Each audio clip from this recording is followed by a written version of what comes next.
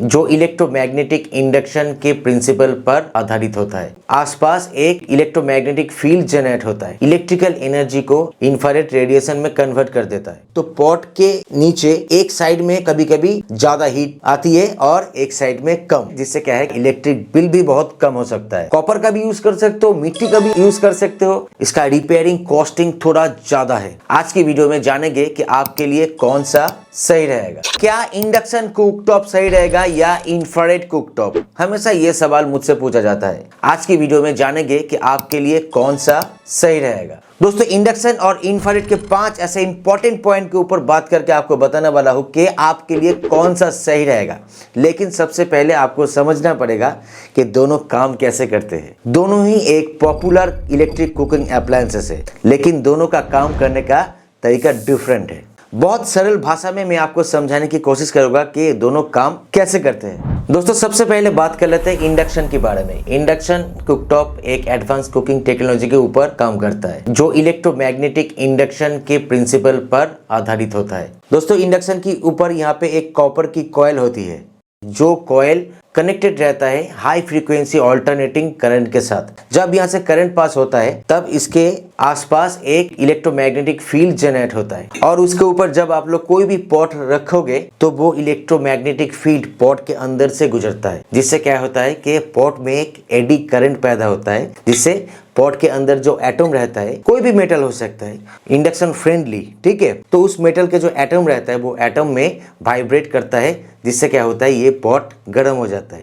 दोस्तों, यहाँ पे इंडक्शन की जो सरफेस है वो गर्म नहीं होता है, सिर्फ पॉट गर्म होता है, लेकिन पॉट जहाँ पे रखा हुआ होता है सिर्फ वो जगह गर्म होता है। तो इंडक्शन काम करता है बेसिकली इलेक्ट्रोमैग्नेटिक फील्ड की वजह से। तो दोस्तों, इंफ्रारेड में क्या है, इंफ्रारेड में यहाँ पे एक हीटिंग एलिमेंट दिया जाता है और ये हीटिंग एलिमेंट इलेक्ट्रिकल एनर्जी को इंफ्रारेड रेडिएशन में कन्वर्ट कर देता है। दोस्तों, हीटिंग एलिमेंट से करंट पास होने पे ये गर्म हो जाता है, तो ये इंफ्रारेड वेव एमिट करता है, जिससे इसके ऊपर रखा हुआ पॉट गर्म हो जाता है, ठीक है।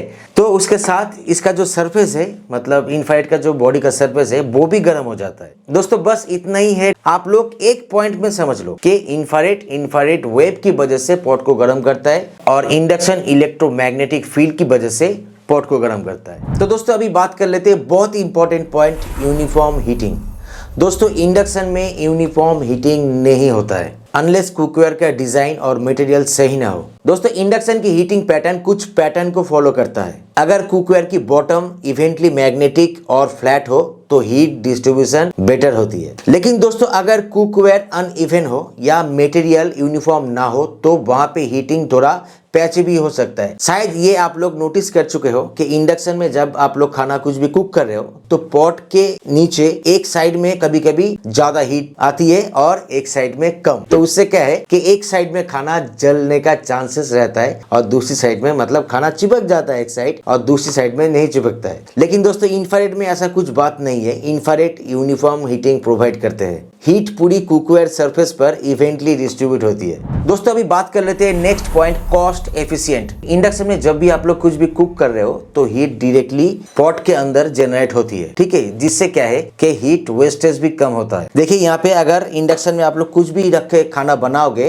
तो सिर्फ पॉट गर्म होगा और पॉट जहाँ पे रखा हुआ है वो जगह गर्म होगा। तो क्या है कि हीट बाहर मतलब हवा में हीट और एनर्जी ज्यादा वेस्ट नहीं होती है, इसलिए आपका पॉट तुरंत गर्म हो जाता है क्योंकि इसमें फास्ट हीटिंग होती है, ठीक है। इसलिए आपका कुकिंग टाइम भी घट जाता है, जिससे क्या है इलेक्ट्रिक बिल भी बहुत कम हो सकता है। और दोस्तों, अगर आप लोग दिन में 1, 2, 3 घंटा कुक करोगे तो आपके लिए लॉन्ग टर्म में इंडक्शन आपका कॉस्ट एफिशिएंट हो सकता है। और दोस्तों, इंफ्रारेड की अगर बात करो तो इंफ्रारेड कुकटॉप में रेडिएंट हीट की वजह से कुकवेयर को गर्म किया जाता है। मतलब यहाँ पे जो एलिमेंट दिया गया है वो एकदम लाल होकर जलता है, जिससे यहाँ पे आप लोग अगर पॉट रखोगे तो पॉट तो गर्म होगा, उसके साथ साथ हवा में आपका हीट और एनर्जी वेस्ट बहुत ज्यादा होता है। इसलिए क्या होता है कि पॉट को गर्म होने में थोड़ा टाइम ज्यादा लगता है, इसीलिए आपका खाना भी कम फास्ट कुक कर सकते हो आप लोग और आपका इलेक्ट्रिक बिल भी ज्यादा हो सकता है। दोस्तों, ये है इंफ्रारेड कुकटॉप सरफेस और ये है induction cooktop surface. After cooking जब आप लोग इंडक्शन को ऑफ करोगे तो ऊपर वाला जो सरफेस है ये जल्दी ठंडी हो जाएगी, ठीक है। लेकिन इंफ्रारेड जब आप लोग ऑफ करोगे तो ये जल्दी ठंडी नहीं होगी। दोस्तों अभी नेक्स्ट पॉइंट की बात कर लेते हैं, वो है प्रोडक्ट का कॉस्ट क्या आएगा। ठीक है दोस्तों, यहाँ पे अलग अलग ब्रांड, अलग अलग मॉडल और अलग अलग वाटेज का अगर आप लोग इंडक्शन या इंफ्रारेड कुछ भी लोगे तो वहां पे रेट बहुत वेरी करता है। हो सकता है कि किसी मॉडल में इंडक्शन का प्राइस कम है, किसी मॉडल में इंफ्रारेड का प्राइस थोड़ा कम है। ये आपके ऊपर डिपेंड करता है, ये आप अपने हिसाब से थोड़ा कैलकुलेट कर लीजिएगा। तो दोस्तों अभी बात कर लेते हैं बेसिक पॉइंट के बारे में। बेसिक पॉइंट में यहाँ पे दोस्तों